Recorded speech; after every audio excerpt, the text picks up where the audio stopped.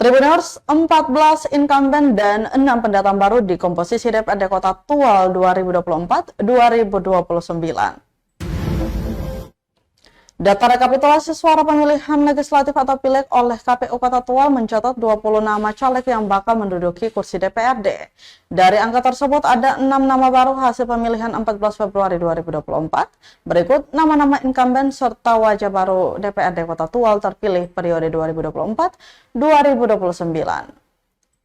Ada Taufik Hamud dari Golkar, kemudian Ahmad Bakri Zain Matdoan dari PKS, Aisyah Renoad dari PKS, Gainal Abidin dari Hanura, Akbar Arfah dari PBB, Alexander Betaubun dari PDIP, Fitri Rahmi Notaubun dari PDIP, Yakob Silibun dari Gerindra, kemudian Ali Mardana dari Nasdem, Rifai Seter dari Nasdem, Jafar Tamher dari P3, Rahman Retop dari P3, kemudian M. Iqbal Matdoan dari Demokrat.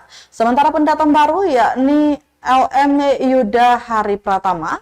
Sosok muda yang satu ini tercatat meraih suara tertinggi pertama pada pileg kali ini. Ia mendapat 1.810 suara di Dapil 1 Kota Tual. Posisi kedua ada Ali Akbar Nuhuyanan.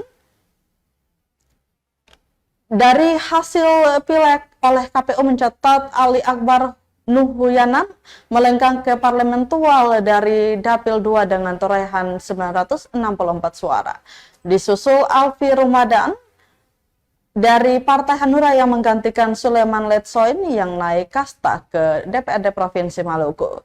Kemudian Partai Solidaritas Indonesia atau PSI, Partai Besutan Anak Bungsu Presiden Jokowi tersebut berhasil mengirimkan Risto Sianturi, dirinya lolos dari Dapil 1 Tual dengan 488 suara.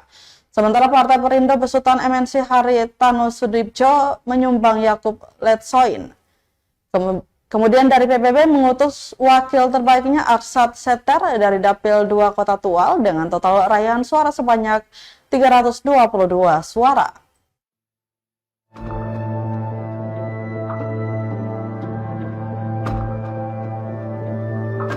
Download Tribun X sekarang, menghadirkan lokal menjadi Indonesia.